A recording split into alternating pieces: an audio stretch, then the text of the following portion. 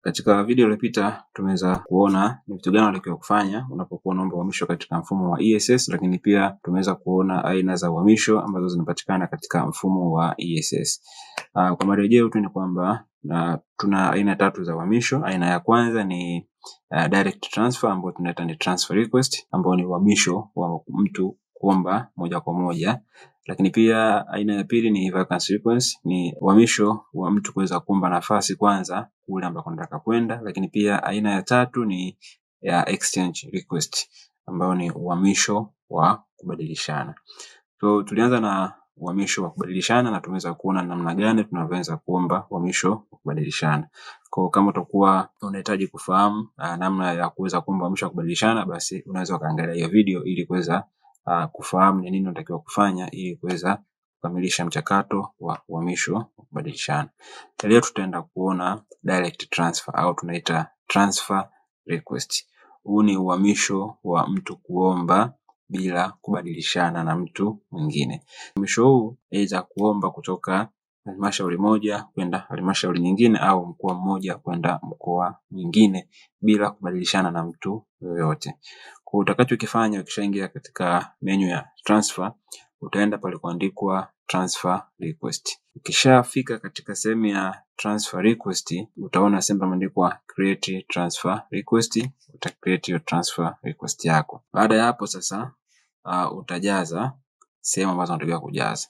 Sehemu unazotakiwa kujaza ni kule unakoenda, lakini pia sehemu nyingine unayotakiwa kujaza ni reason ya kwa nini unataka kuhama kutoka hapo ulipo kwenda sehemu nyingine.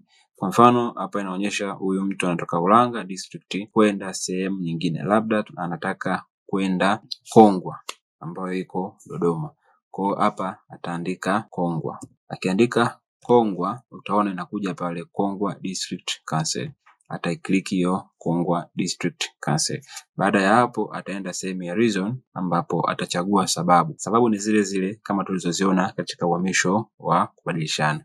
Inawezekana ikawa ni medical condition. Lakini medical condition hii ni ili awe karibu labda na kituo cha afya. Kwa mfano huyu mtu labda ana kliniki Dar es Salaam pale Muhimbili au Mloganzila na yeye yuko mbali. Kwa hiyo anaweza kaomba uhamisho kwenda Dar es Salaam na labda Ubungo au Temeke au Kinondoni ili kuweza kuwa karibu na kituo cha afya ili kuweza kupatiwa hiyo medical condition. So tunashumu labda huyu ambaye anaenda Kongwa issue ya medical labda ana kliniki pale Benjamin Mkapa Dodoma. Kwa hiyo basi ndio maana anaomba uhamisho kutoka huko labda Morogoro ambako ni mbali ili asogee Dodoma ili aweze kuwa karibu na hospitali ya Benjamin Mkapa. Lakini pia medical condition nyingine inaweza ikawa ni mazingira ya hali ya hewa ya pale alipo sio rafiki kwake. Ataomba kuhama ili kwenda sehemu nyingine ili aweze kufanya kazi katika mazingira ambayo kwake atakuwa ni rafiki kuhusiana na swala zima la afya. Sababu nyingine labda ni join my spouse hii au family. Hii ni kuweza kuwa karibu na familia yako au mke, mume pamoja na watoto. Lakini pia huyu mtu labda amekaa, anasema stayed in one station for more than 5 years. Amekaa katika kituo chake cha kazi kwa muda wa zaidi ya miaka 5. Kwa hiyo anahitaji kubadilisha mazingira na kwenda kuanza kazi katika mazingira ambayo ni mapya tofauti na yale ambayo amekaa kwa huo muda. Lakini pia to pursue new challenge. Inaonekana anahitaji kuweza kujaribu changamoto nyingine katika mazingira mengine ambayo yeye anahisi kwamba kwake yanafaa. So japokuwa most of us huwa tunachaguaga hii ya join my spouse. Unapochagua hizi sababu hakikisha una document zitakazokusaidia katika kufanikisha uhamisho wako. Kwa sababu kama unaomba kuhusiana na medical condition, basi hakikisha una document zote ambazo zina support hiyo sababu ambayo utakuwa umeichoose. Kama ni to join my spouse/family, basi hakikisha una cheti cha ndoa ambacho kinatambulika na serikali. Sasa kwa sababu wengi tunatumiaga join my spouse, na mimi nitaweka hiyo join my spouse.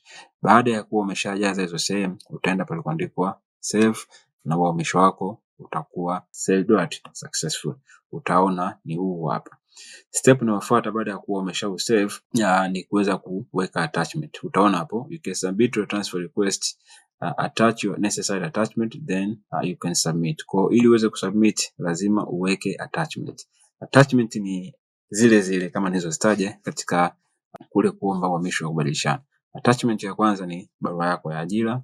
Attachment ya pili ni barua ya kuthibitishwa kazini. Attachment ya tatu ni ile ya kupandishwa daraja kama ipo. Kama haipo hii unaachana nayo. Attachment ya nne ni barua ya kuomba uhamisho. Na attachment ya tano ni ile ambayo ina support reason ya wewe inayokufanya uombe uhamisho. Hapa tumesema join my spouse/family. Manake attachment itakayo support hapa ni cheti cha ndoa ambacho kinatambulika na serikali. Sasa katika ile barua ya kuomba uhamisho ambayo unaiandika wewe, unaweza ukaandika kwa mkono au unaweza ukaichapa. Basi tunashauri uichape ili iweze kuwa vizuri. Hiyo barua haisainiwi na mtu mwingine yoyote isipokuwa wewe mwenyewe pale chini. Kwa hiyo utaitype kisha utaiprint, utaisign pale chini, utaiskani kisha utaipakia katika mfumo wa ESS. Hakuna kumpelekea mkuu wako wa kituo ili asign, hakuna kumpelekea afisa elimu, hakuna kumpelekea mkurugenzi wala nini.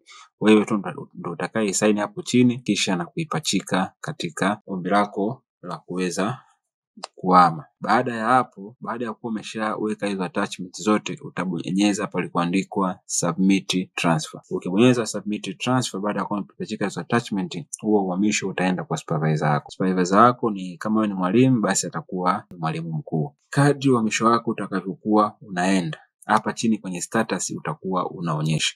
Ukisubmit itaonyesha ipo kwa supervisor. Supervisor akiapprove itaonyesha ipo kwa accounting officer. Accounting officer akiapprove itaonyesha iko TAMISEMI. Then baada ya hapo TAMISEMI wakisha approve utapata majibu yako kupitia kwenye mfumo, lakini pia kupitia kwa mkurugenzi wako ambaye unafanya kazi. Hivyo ndivyo ambavyo tunaweza kuomba uhamisho wa moja kwa moja kutoka kituo kimoja kwenda kituo kingine kupitia mfumo wa ESS.